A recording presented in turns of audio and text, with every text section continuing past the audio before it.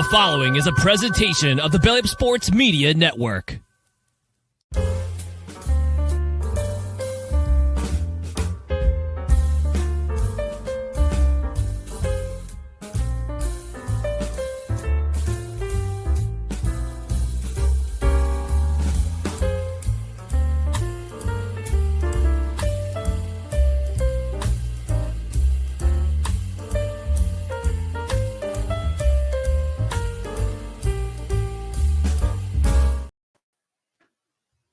Oh, excuse us. Dustin's playing the hi-hat, and I'm playing the bass.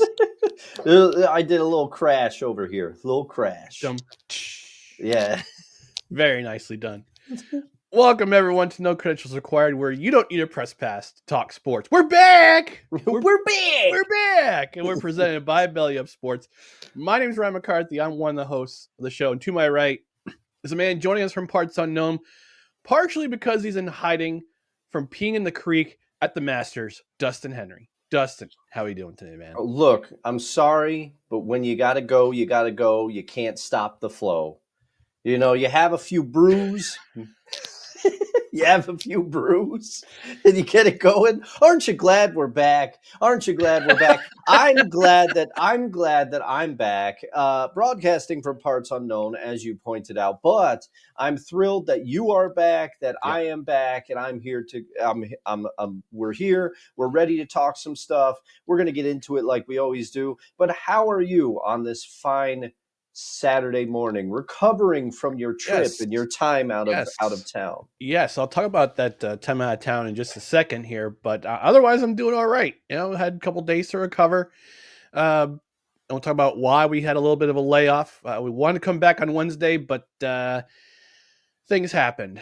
Yes, life happened, and we sure did. Yeah, I never want to speak, so that's like when Julie asked in our Discord, I said, unfortunately, we had to postpone. I was very vague because I did not want to speak for you. So thank you.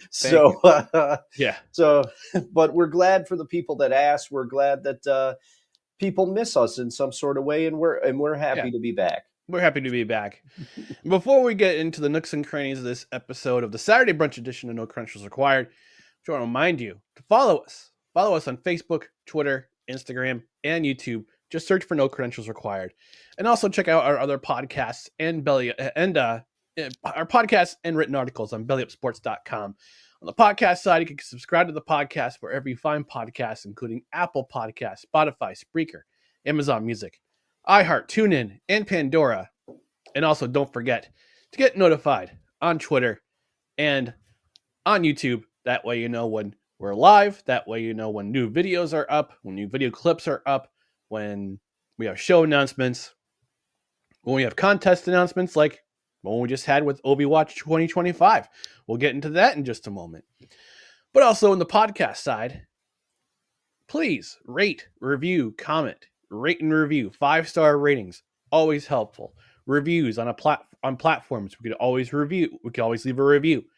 Apple Podcasts, Good Pods, those other podcast platforms you can leave a review. You can do that as well. And also, if you're on Spotify, if you're subscribed to us on Spotify, leave us a comment. You can leave us a comment for every episode, including this one. So leave us a comment. We'll even read it on the air.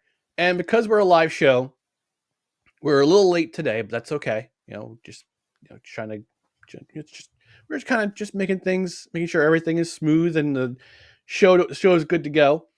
But we are a live show most Saturdays at 10 a.m. Eastern, and on Tuesdays we're returning on Tuesdays. This Tuesday, 6:30 p.m. Eastern. We are a live show, and we appreciate your comments if you want to chime in. And speaking of chiming in, Dustin, my non-existent watch is telling me something. Yes, it is chime time. I miss this sound.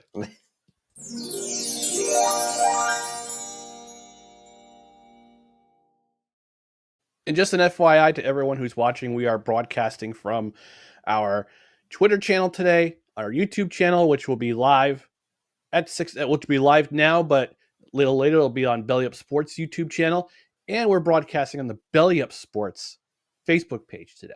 So in case you're wondering, what's going on here? Why is there so many? What's going on here? Well, you know what's going on today. So this is where we're broadcasting from.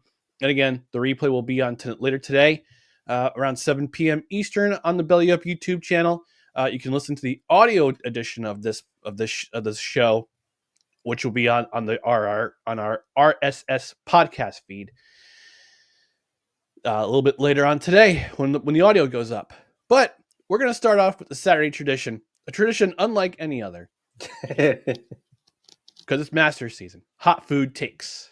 Hot food takes. The physics-defying burger returns. The incredibly weirdly bouncing bun that is that burger on Hot Food Takes.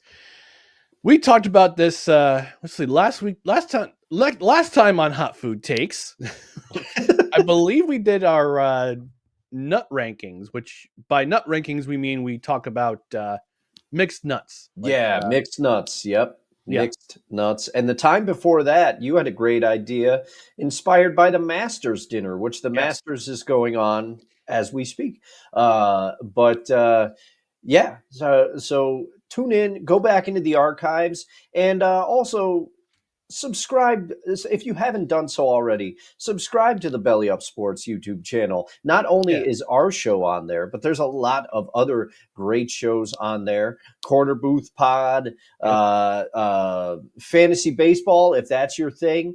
We have shows all about that on the network. People cover that much better than we do, and we just might have a little something being added to the show as the spring continues to advance. So stay tuned to socials for that.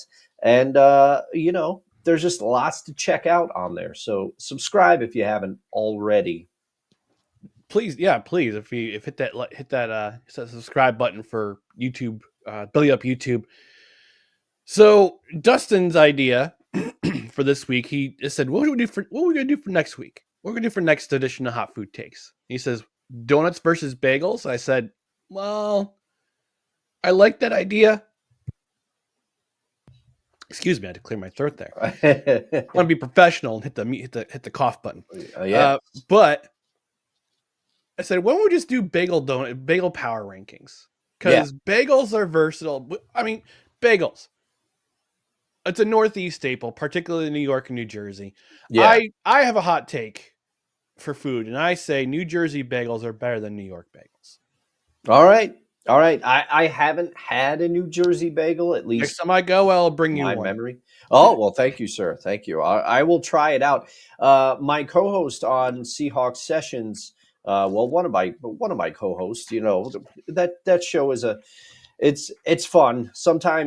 Sometimes it's Staniel and I driving the bus. Sometimes it's Kevin, Staniel, and I driving the bus. And sometimes I just show up and try to look pretty. But Staniel Smooth said that Long Island has the best bagels. And I said I'd give that to him. But then when you heard that, you stepped in. You said you vouched for New Jersey. So I feel like we gotta have a bagel off. I'm always going to vouch for New Jersey because that's my state of origin, as it were, in the if you watch Aussie National Rugby League and you're big into rugby like I am, state of origin, you know what that is. So, but Dustin, I'll have you lead off. We're gonna give our top three bagel choices.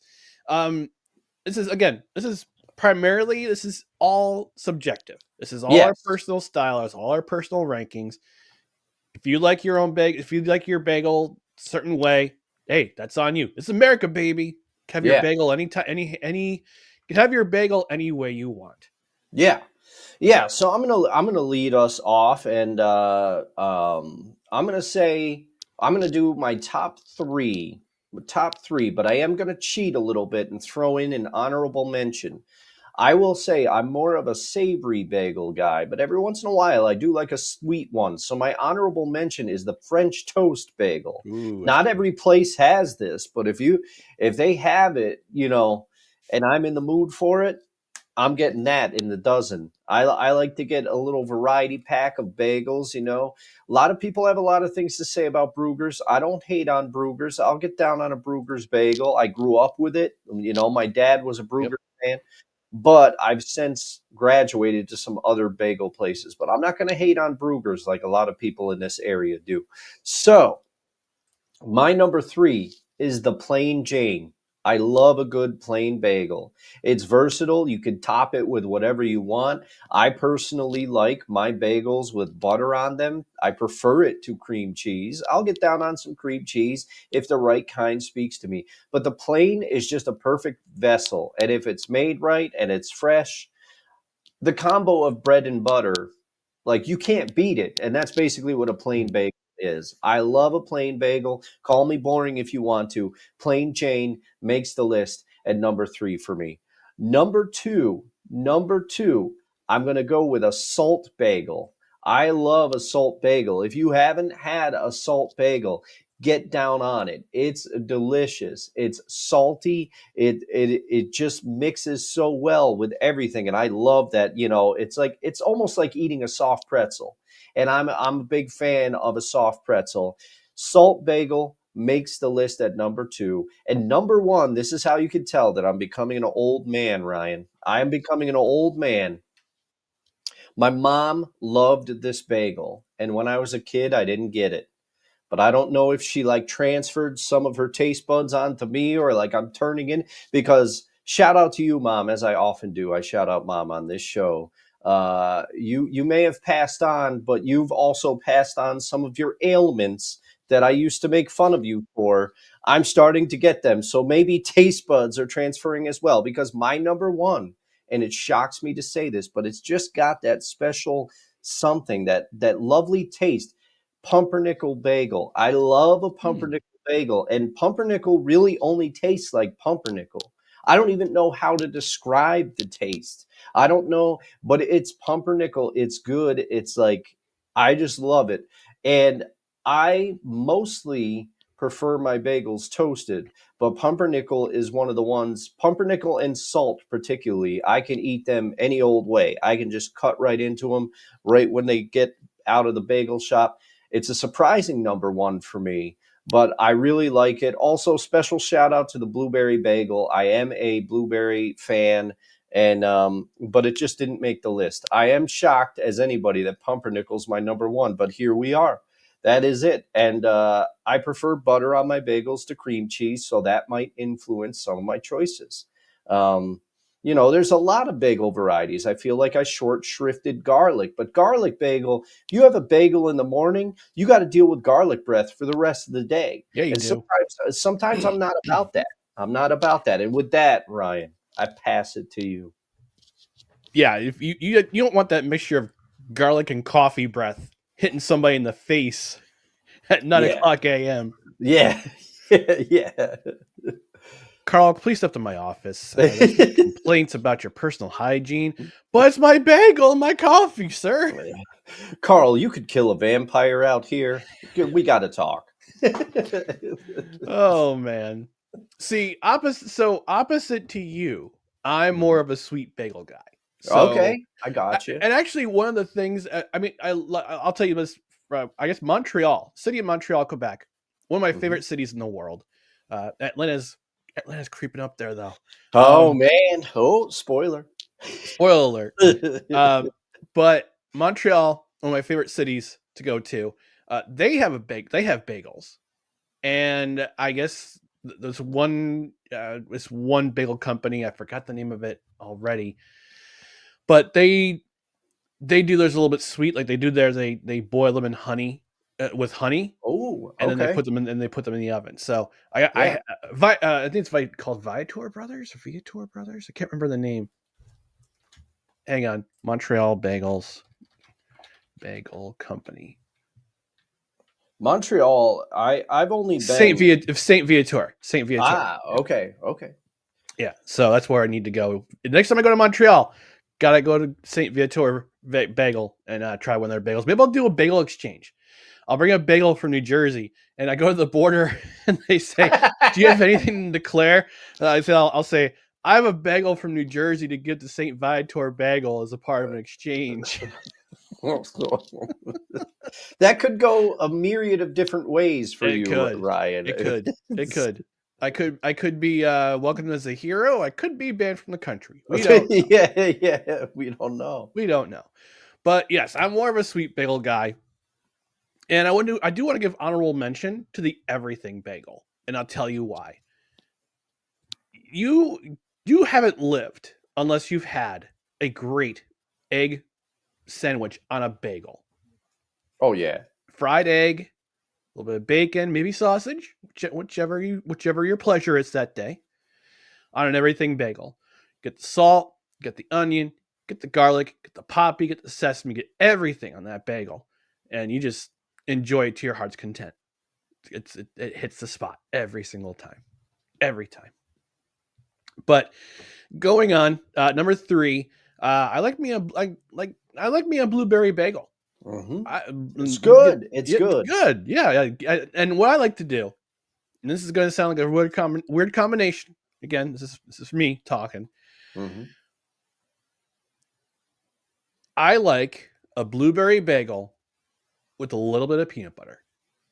All right. I could try it. It's not like the raisins and the goldfish, like another podcast host I know. Yes, no. Daniel, I am going to keep bringing it back. I'm sorry. Sociopath. I hope he listens to this. And I say that out of love. I don't say that out of spite. I say that out of pure love because I love that dude. He's like a little bro. He's like a little bro. You know? So that's number 3. Number two for me, and speaking of raisin, cinnamon raisin. Okay. Do like and then like you talk about the pumpernickel, how your mom influenced your decision, your love for pumpernickel. My dad influenced my love for the cinnamon raisin bagel, and it's a nice bagel. It's you don't make an egg sandwich with it, that's for sure. Although I've done it before. I've gone to Uncommon Grounds in Clifton Park, and I would go for my number 1 choice. I won't reveal it until it's time. And I looked over to see the other bagels they got. I go, "Can I do cinnamon raisin?" They go, "Yeah, absolutely." Like they didn't ban me from the store. They didn't say get out and give me my money back. It's not like they kicked you out, like the soup Nazi, but no, they said, yeah, go for it. And it was all right, but I prefer it. Cinnamon raisin is good by itself. Or again, I'm a peanut butter guy, so I love me a little bit of peanut butter with my bagels. So that's number 2. Number one is sesame. All right, sesame's a good pick. I like sesame. Is so versatile because you can do so many things with it. You can put your lox on the bagels. You can put your lox and cream cheese on that bagel. You can put peanut butter on it. You can put an egg and some bacon on it. It's versatile. It's kind of like the plain, but with a little bit more pizzazz. A little more pizzazz, a little more joie de vivre, as the French would say. Okay. And this, but it also harkens back because everything comes back to childhood. Everything comes back to childhood, doesn't it? Yeah. Oh yeah. So I remember back in the day when we used to do overnights in New Jersey. We'd stay at my aunt and my uncle's house. My uncle, and it'd be on a weekend. So my uncle would go to the local bagel shop over in I think it was either Wayne. I think it's either in Wayne or Pequannock. Shout out to KJ's Bagels in New Jersey, in Pequannock, New Jersey. And he would get a dozen bagels, and my aunt would cut them up. He's like, "What kind of bagel do you want?" I'm like, "I always want toasted sesame bagel with peanut butter." Always hits the spot. When I'm feeling down, when I'm feeling great, I'm like, I'm in the mood for something sweet, but also a little bit toasty. It tastes like, Stella Doro breadsticks, sesame breadsticks. Yeah, it tastes like those. Like you put them in the toaster oven for a bit, toast them up real nice, put some peanut butter on them. It tastes like a Stella Doro breadstick. I love me some sesame bagels. So that's my number 1, sesame bagels. So that's a good one. A good one. I almost threw it in my honorable mentions too, but I was getting a little out of control with the honorable mentions because as I've gotten older, like when I was a kid, I don't know about you, Ryan, and I still like donuts. Like, don't get me Yeah. wrong. I'm going to get down on a donut, but as I've gotten older, I'll shift to a bagel a little bit more. Sometimes I just get a craving for a bagel. I'm like, you know what? Give me a bagel instead. Mhm. And because, like you said, the breakfast sandwich, I mean, I make one at least twice a week. It's become one of my big staples here. So the Yeah. bagel is growing in prominence as I get up there in age. Yeah, I mean, usually if I go for a bagel sandwich, I'll get on a hard roll because I'm trying to watch bagels got a lot more carbs. I got to watch my figure Yeah. as I get older. So That you're smarter. I should do that, but I just have a little rhyme when I order a breakfast sandwich. I say sausage, egg, cheese on a toasted bagel, please. that's And okay. it gets the job done. Gets the job done. That's right. That's right. So what's your favorite bagel? What's your top 3 bagels? Leave them in the comments either on the podcast side, either or on the Belly Up YouTube side. We want to know what your preferred bagel is. And that's going to do it for this edition of Hot Food Takes. Speaking of not bagels, speaking of sesame's on that bun. It is. It is a sesame seed bun. Nice tie-in. It is. It is. All right. We have something to announce. So we're going to play this. We're going to play this little bit bumper for possibly the last time ever on No Credentials Required. OV Gold Watch 2025. Right. Our watch has come to an end, folks, because on Sunday afternoon, Alexander Ovechkin became the new all-time goal-scoring king of the National Hockey League, scoring his 895th goal in the second period, as is his style, left face-off circle on the power play, with Gary Bettman, Wayne Gretzky and his family in the crowd, Mm-hmm. Alexander Ovechkin's wife and kid and their kids in the crowd, and his mom in the crowd. Yep, his mother was there. At UBS Arena on Long Island, New York. So congratulations to Alexander Ovechkin, the new king, the new goal-scoring king of the NHL. And I got some thoughts on this because I was so as we talked about at the top of the show, I was in Atlanta for a wedding, and we actually got to hang out with the bride and the groom at their house on Sunday. Rainy Sunday, thunderstorms going on, so not much going on, not much to do. We just hung out, ate pizza, ate wings, and watched 3 games of hockey. And the first game was Washington Capitals and the New York Islanders, and just to see if Obi would break the record. Because initially, my friend and I, who traveled with me, we were going to try to see if we would go to a sports bar or a pub somewhere and watch the game, but we decided to go to our friend's house, and he happened to have Hulu Live, so we watched the game. And as soon as they went, and as soon as the Capitals went on that power play in the second period, I said, "This is it. He's going to break the record. He's going to do it." Lo and behold, a little bit of a rush. Tom Wilson throws a pass cross ice to Alexander Ovechkin, and it wasn't the typical Alexander Ovechkin slapper, one-timer slapper. No. It was a nifty little wrist shot. Yeah, I was going to say it was a wrister. And it went past Ilya Sorokin. Crowd goes crazy, and it's not just the Capitals fans who traveled up to New York to watch this game, but also Islanders fans were very content as well. So yeah, they get to see the record broken. And I was watching SportsCenter that morning, getting ready to check out of the hotel, and then getting ready to check back in the same hotel that night. But they were mentioning on SportsCenter, if Ovechkin breaks the record, it's going to be a 7 to 10. They're going to be about an 8 to 10 minute pause and play while they do the ceremony, and they have Wayne Gretzky talk, and they have Gary Bettman talk, and maybe have Alexander Ovechkin say something. 17 minutes later, they go back. They go back to start the game again. So it was great. It was great to see that. It's interesting that we've seen, and I think it was either my friend Sean or my friend Joe noted that it's crazy that in our lifetime, we've seen 2 goal records broken in the NHL.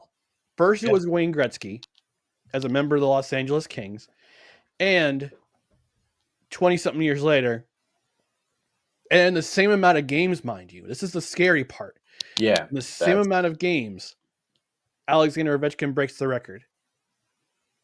Yeah, that's pretty freaky. That I have to admit, them doing it in the same amount of games is pretty wild. And I do have some thoughts on this record. First, shout out to the Islanders fans who were very, as you said, they were very respectful, and I thought the Islanders did a great job of having everything prepared and rolling out the carpet for Ovi literally, and the painting was there. Everything. I watched the whole ceremony after he broke the record. Candidly, I was just about to go into the bathroom to brush my teeth because I was watching the game and I was like, I gotta brush my teeth. I realized I hadn't done it, and I'm like, you know what? I'm gonna stay out here a little bit longer because I got a feeling something's coming. And then, of course, it happened. And shout out to my buddy Kenny who reminded me. He said, "You got to watch the game today. It's on right now." And I was like, "Oh, Ovi could break the record today," and I turned it on real quick. So. I did see the ceremony. I thought that they did a great job. I thought that Wayne Gretzky in particular, his thoughts, he made me laugh when he said he's glad that he's not at the Nassau Coliseum. He said he lost a lot of games there. And the whole presenting of the gift by Mrs. Gretzky to Mrs. Ovechkin, pretty classy move, kind of Wayne passing the torch because he told the story about Gordie Howe's wife giving a gift to Mrs. Gretzky when I believe Janet is her name, correct? Janet. Yep. When the record, he broke the record, and he just talked, and he was respectful to Ovechkin as he has been the whole time, because we all know the story that his father told him, someday somebody's going to break your record, and I hope you're treat them with as much respect and be thrilled for them as you are to break Gordie's record. So Wayne, in my opinion, he did that. I'm not surprised that he did that. The ceremony was nice. I thought that Ovechkin thanking Sorokin for allowing him to break the record, because those two are teammates. But I do have to talk pretty quickly about, because I have a tendency to ramble. We all know this, but pretty quickly, I just have a problem, and I've been waiting all week to discuss this with you, Ryan. I have a problem. Immediately after Ovechkin breaks the record, I go to social media, and there's a post, and I see it, and somebody goes, "Yeah, but how many assists does he have?"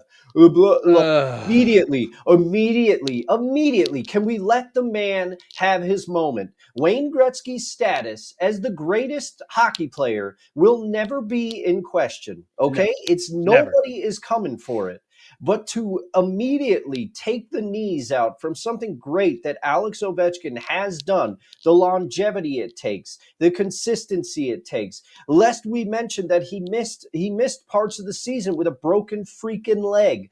Yes. I am sick and tired of everybody's got to tear everything down. I call it the worshiping at the altar of certain players. Certain players are untouchable. Wayne Gretzky, immediately they're like, "Oh, he doesn't have as many assists." So they're just trying to rip apart Alex Ovechkin for his accomplishment. And I'm going to get a lot of hate for this. Michael Jordan gets the same treatment. Anytime anyone in the basketball world does anything, immediately they have to go, "Oh, but he's not as good as Jordan because Jordan." Can we just let other people accomplish things? Can we please? I'm one of those people. I'm sorry, Please. Dustin. But it's like, can we please let other people accomplish things? And maybe someday, I'm not going to say that it's going to happen, and I'm not saying that anybody currently has done it. I'm not making any of those arguments.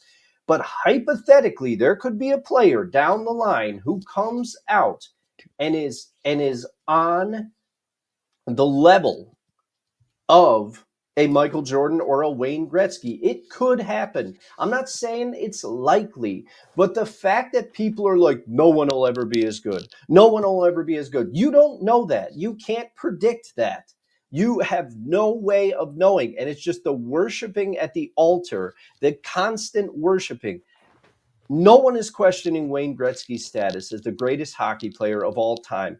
Let Alexander Ovechkin have his moment and acknowledge that what he has done is also great. Okay. End scene. End rant. And I've got one of my own too.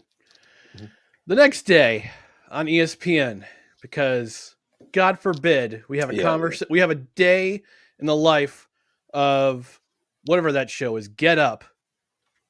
Oh yeah, the Greenberg hosted one, I think. Yeah, or whichever show that is the with Stephen A. Smith or oh, it's probably First Take. First Take. Yeah, God forbid on First Take we don't have a day that ends in Y that we have to talk about LeBron James. And of course they bring in Stephen A. Smith. You got your Shannon Sharp, who for some reason has to get into a conversation about basketball and hockey. And you bring in poor PK Subban. Yeah. Poor PK Subban, who is just who's brought in as a hockey analyst, because you got to have a hockey analyst. And there's Molly Curum looking kind of clueless as to what do I do here? Oh God, what have I got myself into? I just wanted to do news.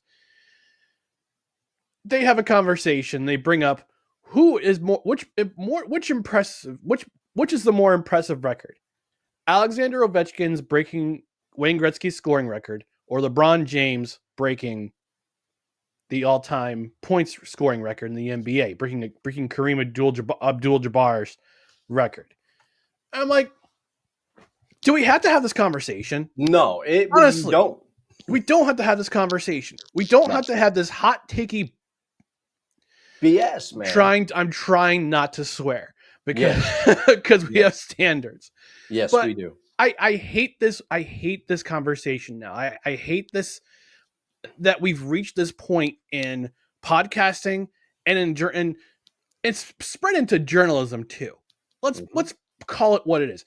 It's bled into journalism. All this hot take BS about which record is greater, which player is more impressive. It's like, guys, these are two different sports.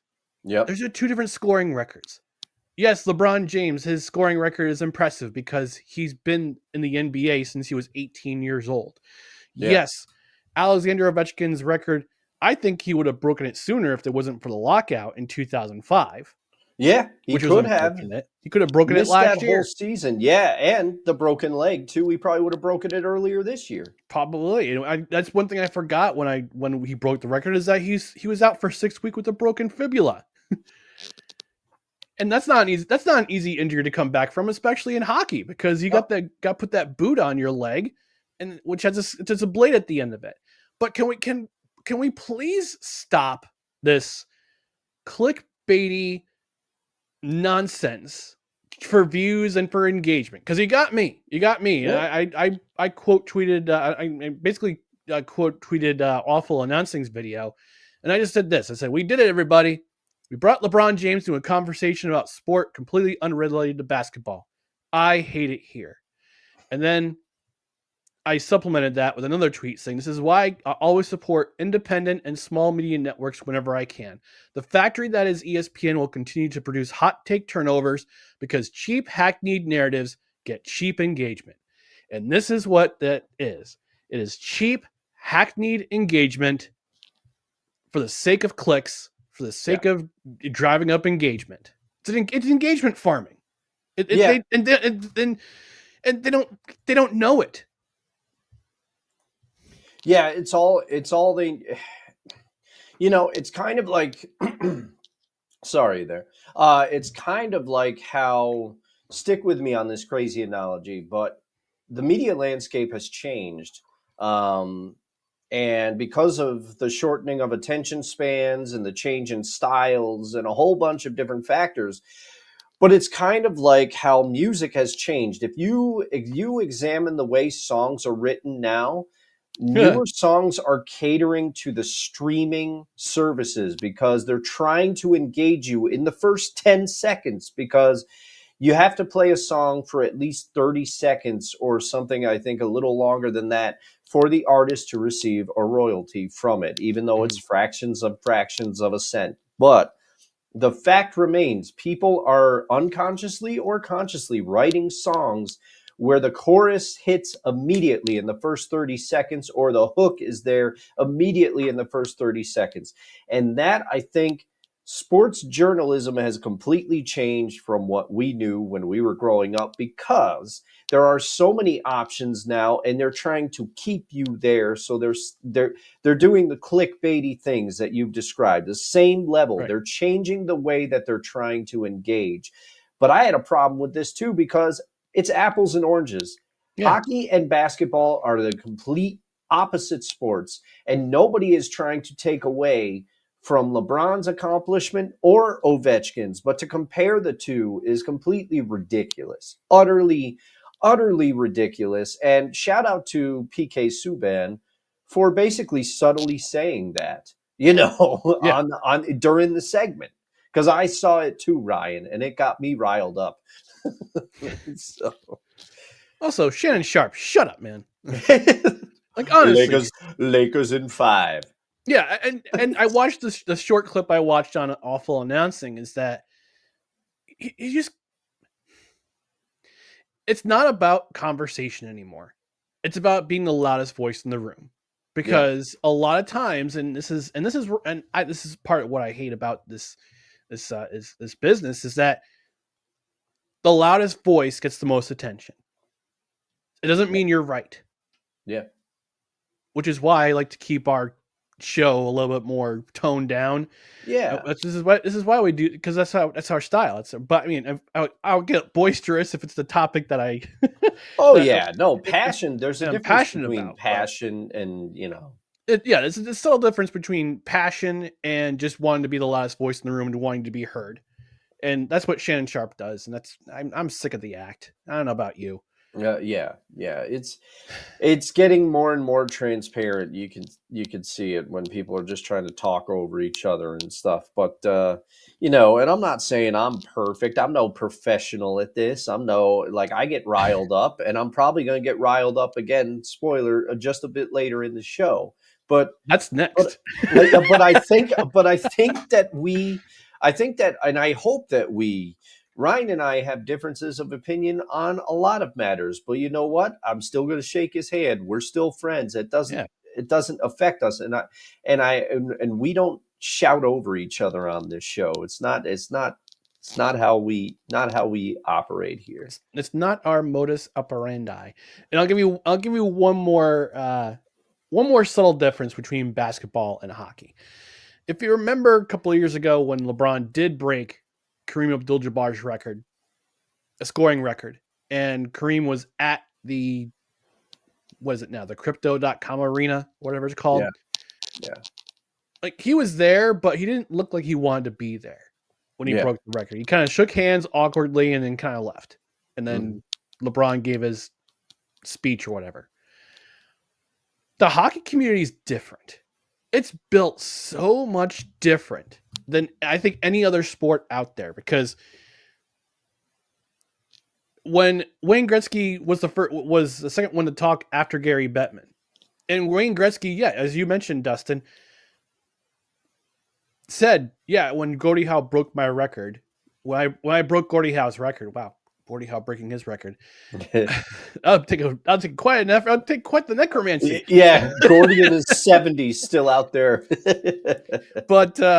But when he said that when he broke Gordie Howe's record, and you mentioned this too, he said he hopes that the next person, he'll be around for the next person to break his record, and sure enough, he's there. He's making a speech at the ceremony, and he did it with grace. He also did it with a little bit of sense of humor, which was fun.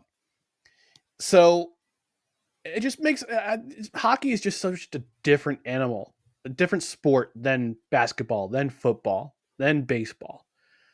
And you just gotta. That's one thing I just appreciate about the hockey community in general. is that it used to do things, so many things different with a lot of class and with not a lot of hoopla, not a lot of big to do. Mhm. I like that. Low Yeah, key. and I think you have a unique perspective to speak on this because you've been around minor league hockey teams and Yeah. things between covering the sport and also being the team chaplain for our local former team around here. Mhm. And the other thing I will say though, I think a little bit of that is just the difference in people, the Yeah. difference in personality. Because Kareem, he warmed up in his later years, but reading the Lakers, the Showtime book that I'm reading now at a snail's pace, mind you, but please don't judge me. Like Kareem was cantankerous, man. Like it's just his personality. He's a quiet, reserved, like sometimes shy, but also in a weird way, very vocal person if he's passionate about things. But he was never, seemingly from an outside observer who's just reading this, he was never very comfortable with the media, never very. So I think part of the way he reacted, perhaps, when LeBron broke his record is partially just personality, just maybe Kareem's personality, whereas Wayne, I think, always handled that spotlight a little easier than Kareem, perhaps, because let's also give Kareem the benefit of the doubt. Anywhere he walked, he's going to attract stares just by existing because of his size and Yep. everything. Mhm. Whereas Wayne, everybody's going to flock to him because he's the greatest hockey player of all time, but Yes. not. I don't think Wayne was looked at in the same way of like, wow, look at that, Kareem, I think Kareem's personality had a lot to do with the way that he reacted Yeah. there. Also, one more funny thing to come from the OV goal from Ovechkin breaking the record, and I'll break this very brief. We'll talk Yeah. about Luka Doncic. Budweiser sent a special edition can to every goalie that Ovi put a shot on, but could never get past. So you see a picture of Curtis Joseph with a special box and special edition can from Budweiser, Oh and man. Eddie Lack, who allowed 4 goals to, I think it was 4 goals to Alexander Ovechkin during his days as a goaltender, was like, this is BS. If I knew there was a beer involved, I would have played. I would have tried to stop him a lot more. Oh man, I didn't know that. Shout out to Cujo though, man. Former Oiler, former Curtis Joseph was around a long time. Yeah, he I like was. that dude. I like that dude. He was. Oh man, but I saw that too. I'm like, that's great. That's great. All right, we're gonna touch on this briefly before we take our Yeah. network mandated commercial break. Dustin, this is a topic close to your fan heart. Luka Yeah. Doncic returning to Dallas for the first time since that infamous trade that happened a few months ago. Very emotional return for Luka. Um, I'll have you speak on this because I could have cared less. Yeah, yeah, and As I was I know, convalescing from my time at Waffle House. and I know. The last time I spoke about Luka Doncic on this show, I went on for a half an hour. I promise I will not do that. I'm But holding you to it. yes, this trade. I just will say some quick comments. A lot has come out since the trade happened, and the return to Dallas, I guess in a way they had to do this. But the Mavs social media, which I follow, they were tweeting "Welcome home, Luca. Welcome home, 77," and they put together this whole video package. And I did not see the game. Candidly, I did not see the game, but I did follow and see the clips on social media. Luka Doncic never wanted to leave Dallas. He would have stayed the entire time. He was crying during the welcome package. Mhm. He then went out and dropped 45 points on the former squad. Everybody in Dallas was happy to see him. They were chanting "Welcome home." They were chanting. They were holding signs saying "You never should have left." It was a very emotional night for him. He stayed in Dallas after the game and worked as a cashier in a local spot in Dallas. Dallas is very clear to his heart. They were chanting "Fire Nico" at the arena. The wounds are still open, But the further we get from this trade, the more ridiculous it is. Luka Doncic did not want to leave. You just saw him drop 45 points on your team, which Dallas has struggled since the trade. And I remember people coming out and saying, oh, the hate coming out for AD is crazy, blah, blah, blah. Luka gets injured too. Well, Anthony Davis is older, and guess what happened? He missed time. He missed time almost immediately. And the last thing I'll say is, we all know this, but Mark Cuban has come out on podcast, Your Mom's House podcast. He said on there that when he sold the team, he tried to put language into the contract that said he would still have a say over basketball decisions. And the NBA said, no, you can't put that in there. He has come out and he said the trade would not have happened if he was still the owner, the sole owner of the Dallas Mavericks. Because now he just comes off as he's like a fan now. He has no control. And Nico Harrison did text him about the trade, and he was like, I don't agree with it, but they went through with it anyway. Dallas just continues. Nico Harrison and the Dallas Mavericks just continue to look bad throughout this whole situation and the way that they handled it. Classy move, I guess, putting together the video package, but to say welcome home when you're the one that sent him out, pretty ridiculous. Okay? Mm-hmm. Pretty ridiculous. Yeah. And now Dirk Nowitzki is at Laker games, everyone. This is what you've done. They have become friends. And Dirk said, he was like, Luka was pretty down about the whole thing after it happened. Because somebody asked him basically, why are you at Laker games? And he said, I'll never be a Laker fan, but I'll always be a Luka fan, because they got close in the season that they played together. And it's not too much of a leap to say that Luka might have looked up to Dirk, because Dirk also came over from Europe at a young age. Dirk also became one of the greatest basketball players of all times while wearing a Mavericks uniform. And there should have been a statue of number 77 at American Airlines Arena next to Luka, or next to Dirk, when all was said and done, and they squandered it. That is all. If my memory serves correctly, isn't Luka Doncic a free agent? I don't know if he is, but I think that's part of the reason. That's supposedly part of the reason that, yes, I think free agency, but I'm not sure if he already signed an extension in LA. That's right, because I remember correct. If I remember from that episode, if he were to be traded, he wouldn't be eligible for the max contract. Yeah, the supermax. Contract. And that's what the Mavs were reportedly trying to avoid, because they apparently had concerns about giving Luka the supermax. That's part of their supposed justification. Okay, so he's got a contract. Let's see. So he's got a player option in 2020 after 2027. And he's an unrestricted free agent in 2028. Oh, okay. And by that time, he'll be 29 years old. Yeah. But yeah. Interesting. But yeah, nice welcome home package, Mavs, when you're the ones that sent him out of there. Nice work. And he's crying on the bench. And then he drops 45 on you. I know. Great job. I know. Also, Luka's mom. How you doing?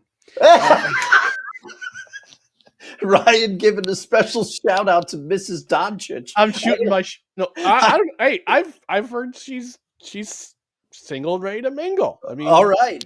Hey, if it's true, I'm shooting my shot. Nice. We said his name and he appears in the comments section. Mr. Daniel Smooth saying, "Why is Dustin hiding in front of Dominic Hasek?" I'm broadcasting from parts unknown today, Staniel. This is standard issue procedure when I'm broadcasting from parts unknown. He also says Luka's mom. Hey-o! All right, we got to take our mandated commercial break, our network mandated commercial break. When we come back, we're going to reveal our favorite athletes to wear the number 25. So stay tuned and stand by for more No Credentials Required. This episode of No Credentials Required is brought to you by Invader Coffee. For the coffee lover who wants good, quality coffee with no bullshit and no filler, Invader Coffee is an ultra-premium, veteran-owned coffee company proudly delivering only the best coffee your hard-earned money can buy. They aim to only serve the highest quality, organic, air-roasted coffee beans sourced from free trade farms all over the world. They keep things simple. The best coffee at an affordable price in order to provide you with the value you deserve for your morning boost. 100% fair trade, 100% organic coffee beans, 100% air-roasted, 100% money-back guarantee. Visit invadercoffee.com, enter promo code BELLYUP at checkout, and receive 15% off your order. That's right, my friends. Invader Coffee. It's the only coffee that goes in this mug. I'm still on the T-Max Organic blend, which is nice dark blend. It's delicious. And you can get your bag on our affiliate link, which is in the description. It'll be in the description both on the podcast side and on the Belly Up YouTube side a little bit later. Get yourself some coffee using our affiliate link, which helps the show. A little bit goes towards the show every time, but could also save yourself 15% off your order with promo code BELLYUP at checkout. Invader Coffee's been one of our premier sponsors since the inception of No Credentials Required because it's that good of coffee. It's that good of coffee, and the coffee's that good. Let's put it that way. You're not only getting air roasted beans, which cuts out all the acidity, because believe it or not, folks, that acidity makes you dump sugar and sweeteners and all that artificial sweeteners and all that cream and half, and just puts on extra calories. It's the acidity. It's not the acidity the bitterness comes from the acidity. And what they do is that they air roast their beans to cut out all the acidity. It also comes from bad beans too. So they get their beans nice and fresh. Mm-hmm. They air roast them, cut out all the acidity. So you get yourself a nice smooth blend every single time. So you don't have to put all that stuff in your coffee. They just add extra calories. And as a guy who's trying to drop some LBs, that certainly helps. And it's so smooth, you can just drink it black, and it's still delicious. Yeah, very delicious. Unfortunately, when I broadcast from parts unknown, I do not have Invader Coffee in my mug today, but I do have 2 blends on the way. I ordered some blends last week, and they should be here imminently. Because I last Saturday's show, I extolled my love of the OG blend, so I got myself a bag of it because I noticed it was back in stock. Whole bean, of course, because Ryan and I are French press guys on this show. But use the code BELLYUP. You'll get 15% off your order. Their shipping is fast. It will get to you in a matter of days. They use the priority shipping, which is part of the reason why you might pay a little more, but our 15% helps you offset that. And their customer service, amazing. I usually get a handwritten note when I order the coffee. They mentioned that things were going to be going up in price, and full disclosure, they told you why, and they told you by how much. But I'm not sure if that's still the case, because we're not going to get into what's going on right now politically and with everything else. But they notify you when things are going on. They notify you when coffees are back in stock. They notify you if there's shortages. They tell if you have an issue with your order, they'll tell you exactly why. Their full disclosure is something I really admire about them as a company. And also, as we've said many, many times, the coffee is great. So give it a shot. Yeah. So they have their regular blends either in whole bean or ground. You can also order their K-Cups, which is usually the Mexican chocolate blend. Mm-hmm. You can also get their cold brew, which is really, really great. You can get them in individual cans, or you can get a nice tidy case, which is a 12-pack. Save a little cashola that way. But it's not only that. You can also buy a bag of coffee for a deployed military member, and they do that with an organization called Move America Forward. You spend $18, but you send a nice bag of coffee to someone who's deployed. Yeah, that's awesome. Which is an awesome cause, and I appreciate that because I have members of my family who have served. I'm sure they would rather drink a great cup of coffee as opposed to a crappy cup of coffee that they might usually get with their military rations. But yeah, you would definitely want this coffee instead of what the military usually gives you, I suspect. So, but yeah, Invader Coffee, links in the description. It helps our show, but also save 15% off your order with the promo code BELLYUP. Get a little bit off your shipping. And Invader Coffee, guess what? You get the no credentials required seal of approval. There's Puppers. He's out there. Good old Puppers. All right, we're going to wrap up our show. It'll be a pretty fast show today because of, maybe I'll talk about my Atlanta trip a little bit more, but we're going to wrap up our show with our favorite athletes to wear the number 25. Oh, why is this number there twice? Hang on. I just put number twice. We're not. Oh, I thought I was looking at, I was like, 25 twice. And I was going to make Nope. a show. Our favorite athletes to wear number 25. 25. And I just realized, there's two numbers there. But yes, number 25. I'm going to lead off this one because I lit off last time. I gave my number 24. Number 25 this time. I'm going to go with Mark McGwire. And Okay. I remember as a kid watching Reading Rainbow. I was fascinated with the 1988 Oakland A's, the Bash Brothers. Yeah, the Bash Brothers. Yeah, with Mark McGwire and Jose Canseco. I was especially fascinated with Jose Canseco because he was going for the 40-40, 40 home runs, 40 stolen bases. He'd be the first man to do that, and he did it. But I remember an episode of Reading Rainbow with LeVar Burton that they had Mark McGwire and Jose Canseco on that episode.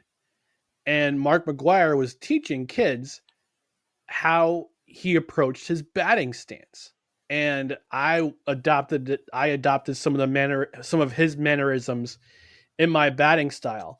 Because what he would do is that he would kind of when he would try, before he would bring his bat to his shoulder, he would kind of like weigh it a little bit and use the momentum to bring it up to his shoulder. But that wasn't the primary reason why I was enamored with the both of them. I mean, obviously they're hitting home runs and breaking records, all sorts of records. And then he kind of had a pause in his career, and then 1997 comes, and the home run chase for the single season record is on. And we talk about PEDs, we talk about the use of performance enhancing drugs, and we've had a lot of development in the way we use or what that they're considered safe. Yeah. But at the time, he's using that the supplement Andro, and what's that in the background? People are journalists are asking, what's that little container right there? It's Andro. It's the supplement I use for recovery. We didn't know much about the recovery side of athletics, much more back in 1997 than we do in 2025. There's a lot more supplements that help with recovery, that help with muscle recovery. And you don't think muscles in baseball has anything to do with baseball. They do. Yeah. So 1997 comes along, and McGwire's chasing Maris.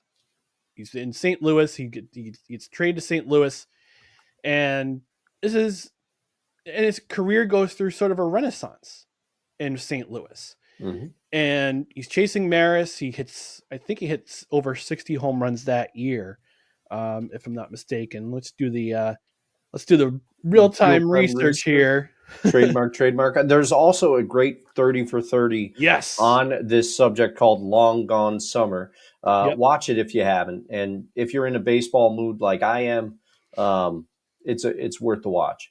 Now, here's a fun fact about Mark McGwire. He was originally drafted by the Montreal Expos in 1981 as an 18-year-old, drafted in the 8th round, and then he was drafted by the A's in 1984 from the University of Southern California. Played for the United States in the Olympics in 1984 as a first baseman. But in 1997, he hit he hit 24. So let's see. Oh, my apologies. He hit 58 home runs. So gets traded to he goes to Oakland, goes through his time at Oakland, hits 49 his rookie year, wins Rookie of the Year. Outstanding. 88, hits 32. He's consistently in the 30s, all the way up in 1991, where he hits only 22 home runs, then back up to 42. Then kind of goes through a struggle in 93 and 94. Only plays 27 games in 93, 47 and 94. 95, he comes back, hits 39 home runs. Then he hits 52. Then he comes to 97, and in Oakland, he hits 34. Then he hits 24 more when after he gets traded to St. Louis. Then the race is on. He only hits 34. I'm sorry, he only hits 24 in 1997. But injuries, only plays 51 games that year. Then 1998 comes along, and the race is on for merit. He's hitting home runs after home run after home run. It just seems like every other day he's hitting a home run. He had a hot start that year. Really hot start. And that's when the Andro thing comes. That's when the Andro conversation comes along, and PEDs and all that nonsense that had to go to Congress. Yes. Waste of taxpayer dollars. Although it did expose Rafael Palmeiro, which was hilarious and sad at the same time. Yeah. But that's another subject. But whoever that Congress member, who was like Rafael Palmieri's 300th hit. Like he totally had everything. I think it might have been John McCain. He had everything totally screwed up. Yeah. Speaking of another number 25, and he's been persona non grata ever since. Yeah. But McGuire hit 70 home runs, and it was great to see. I still have the VHS tape of when he hit number 70. Oh, wow. I still have it. But it was just amazing to see. I mean, and this is when baseball was coming off the strike in 1994, the season that ended prematurely. Baseball fans are still some fans, sports fans have never come back to baseball since this season ended in 1994 because of all their problems, and baseball needed a shot in the arm, and they got it with the shot in the arm with McGuire, Sosa, Chase, and then next season Mark McGuire hits 65, then he hits 32, then he ends his career after the 2001 season with 29 home runs in 97 games. So, but you talk about the controversy, you talk about all the stuff with the PEDs. The PEDs ain't hitting them home runs. Yeah. It's the people at the plate who are hitting those home runs. Yeah. And I mean, we talk about all of the stuff he did on the field, and I guess he was a pretty charitable guy off the field too, like a very approachable guy to talk to. And I mean, there could be some stories out there I could contradict what I say, but I personally, I don't know the guy, so I can't really say much about that. But to me, my favorite athlete to wear number 25 because just everything that happened from my childhood all the way up to the record being broken in 1998. Mark McGuire is the guy for me for number 25. Dustin, how about you? That's a great pick, Ryan. And I thought about Big Mac for number 25. I will caveat this with a spoiler alert for the next 3 episodes. They are going to be Homer alerts. So okay, all right, that's fine. That's fine. I mean, some people might have thought that I was going to go Homer alert with my pick for 25. No, I'm not picking Richard Sherman. Really? Richard Sherman, great player, very smart, but also made it extremely hard to root for the Seahawks at certain times because he was Richard was being Richard, man. But I do like Sherm. I do like Sherm, but I'm not picking Richard Sherman. I thought about Big Mac because I, like you, he had an impact on me, and I kind of rooted for the A's in that 80s period you're talking about because they had Ricky Henderson at the time. They had Jose Canseco. They had McGuire. I liked all 3 of those guys, and I liked their color scheme. I've always been a Yankee fan. I'm a Yankee fan through and through, but I'd be lying if I didn't root for the A's a little bit during that period there when I was getting baseball cards and post cereal boxes and stuff like that. But I also thought about. I liked Rafael Palmeiro back in the day. There's a lot of people that wore number 25, but to me, as I was going through, because I was like, I've done so much baseball on the show. Griffey was my 24. I've been doing a lot of baseball lately. A number 25 that stuck out to me, I'm going hockey for this one, Ryan. Joe Nieuwendyk. I always Hey. I always respected Joe Nieuwendyk for his longevity. He Okay. played for like most of my life, and there's something I liked about Joe Nieuwendyk. One, I thought his name was pretty cool, but also he just came off as like he's just a lunch pail guy, but he was good. He's good, but he just played for so long, and I respected it. And somebody that I worked with has a picture with Joe Nieuwendyk, and I immediately, when she was putting that up in her office when she first got to my place of employment, I said, "Is that Joe Nieuwendyk?" And she's like, "It is Joe Nieuwendyk." And we had a whole conversation about Joe Nieuwendyk, but I just respected the way that he approached the game. And he was one of those people that was just always there throughout my childhood, because I believe he started playing in 1983, if I remember correctly. That's the year I was born. And he played all the way up till about 2003. So, like, he basically played from when I was a kid until I was in college. It was a great run for Joe Nieuwendyk. He was a guy that wasn't afraid to get his nose dirty a little bit and play. He wasn't exactly like I don't think he was considered like a star of like huge echelon, but he was very good in my opinion. And I was like, you know what, I'm picking Nieuwendyk for this one because I want to give him a little hat tip. I don't think enough people talk about one Joe Nieuwendyk, but I always appreciated his longevity. I remember him. I think he finished up with the Panthers, if I remember correctly. Yes, you are correct, sir. But yeah, it was always a joy to watch Joe Nieuwendyk play, and I just felt like he was tough. Even though he was like a center, I'm like, yeah, but Nieuwendyk's tough though. He'll fight somebody. So shout out to Joe Nieuwendyk. So yeah, I'm looking over his career on Hockey Reference. He actually is part of the NHL's 100th anniversary team. Yeah, he's also in the Hall of Fame.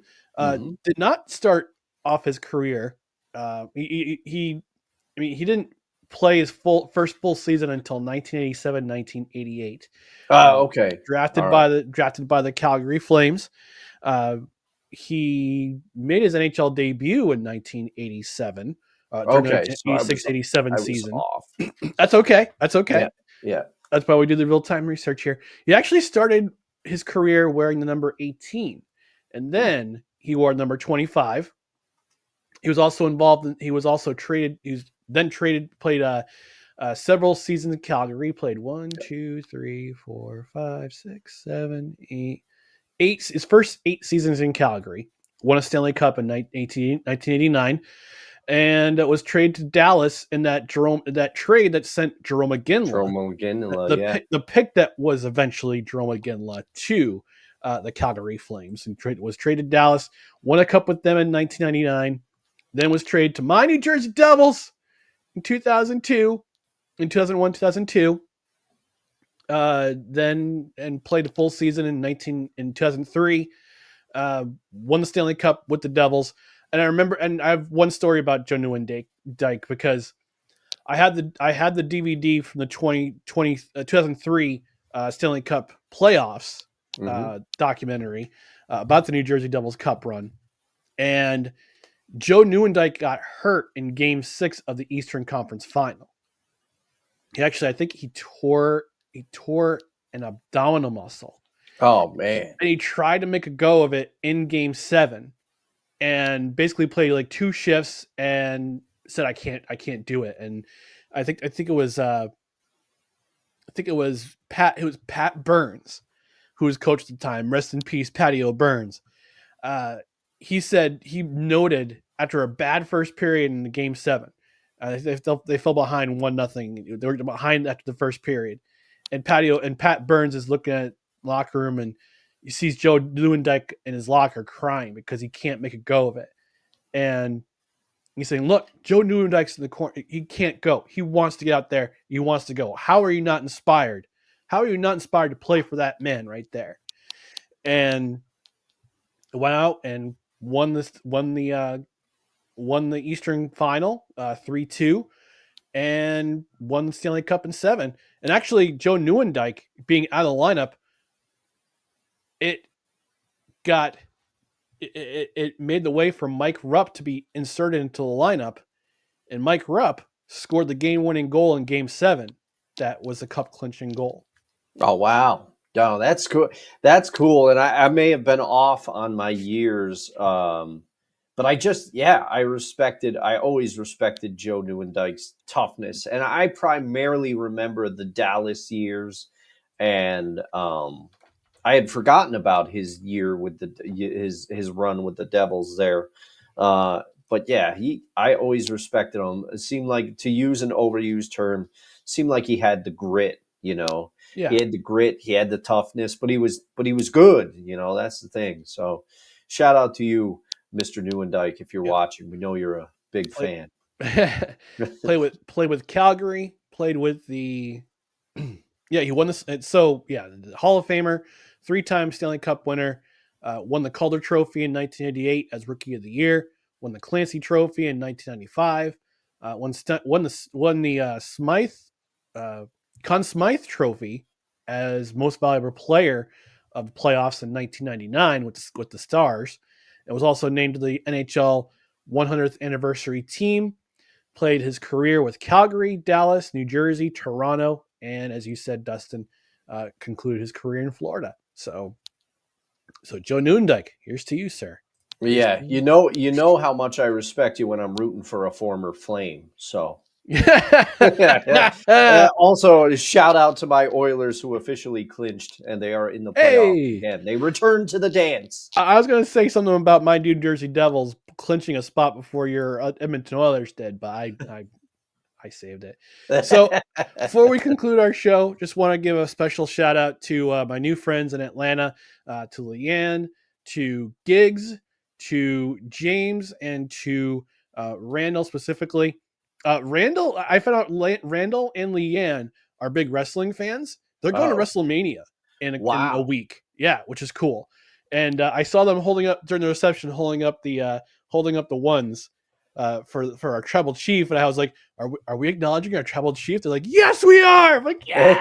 And at the after party, Randall slaps this bracelet on me. I'm like, "What's this?" He gave me a slap bracelet in the shape of the United States Championship. I'm like, "This is cool." Thank you. He's like, man, "This is for you, man. I just want to give the rest this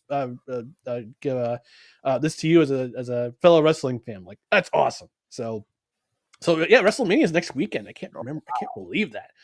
But it's fun. If they weren't in Vegas and we weren't doing our show at 10 a.m. Eastern because it's 7 a.m. Pacific time, like I'd have them as special correspondents for WrestleMania. So nice. It would be cool. It'd be cool. But I want to give them a special shout out to everyone in Atlanta that I met, became friends with.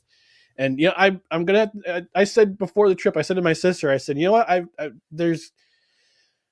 I'm not sure why, but I have a feeling I'm going to be there. I'm going to be there a lot more often. So I'm trying to get a point to go every few months or so, maybe a couple times a year to Atlanta, just to visit and say hello. And you don't know. Maybe I might move down there. You don't know. Yeah, maybe. No Waffle House. That didn't. Waffle House did me dirty. And here's the thing too. And here's the shame of it too. Like, the people in that place were so nice to me. Like, they were very accommodating. I told them it was my first time in a Waffle House, and they were like, "Oh, it's that's so cool." Welcome in. They gave me coffee and they gave me all that, everything. It just made me feel welcome and comfortable, and the food was pretty good. And I left them a positive review. Then, like an hour later, I get sick, and I'm like, "Oh, I feel so bad." Because I was trying to, like, in the back of my mind, I'm going, how did I just feel like crap all of a sudden? And it's like, but the way I've recovered the last couple of days, because yesterday was the first full day I actually felt pretty good. Like, I got my energy back, and I got my appetite really full back. And I think it might have been my time at my first and last experience at Waffle House. Oh unfortunately. man. But no, but in all seriousness, Atlanta, it was great. You were great. I can't wait to be back in you. I mean, be back in your city. Oh, Sorry. Bad Ryan. First Luca's mom, and now making a joke about being in Atlanta. Oh man. But Luca's mom, how you doing? In the meantime, we're gonna get out of here. We're gonna enjoy our Saturdays. Well, I'm gonna enjoy my Saturday. Dustin's going Yes. back in parts unknown. Yes. But in the meantime, follow us on social media. Follow us on Facebook, Twitter, Instagram, YouTube. Just search for No Credentials Required. And also check out our other podcasts and articles on bellyupsports.com. On the podcast side, subscribe to the podcast wherever you find podcasts, including Apple Podcasts, Spotify, Spreaker, Amazon Music, iHeart, TuneIn, and Pandora.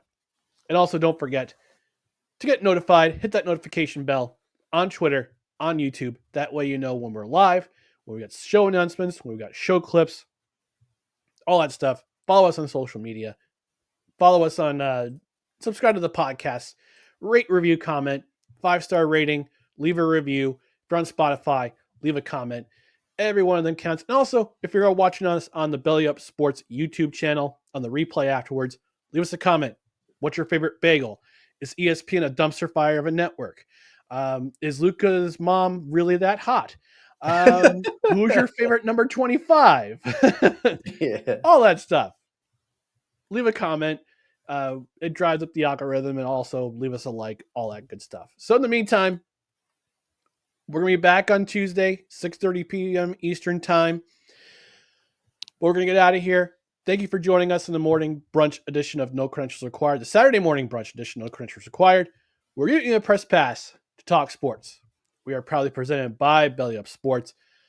For Dustin Henry, who's in front of Dominic Hasek, I'm Ryan McCarthy. Thanks for joining us. We'll talk to you again on Tuesday evening. Special shout out to my brother-in-law for winning the OV Goal Watch contest. Hey. 12 minutes before he broke the record. We'll get your package to you, sir. Package. Wait, don't forget your sign off, man. Good morning, everybody. Get back to work.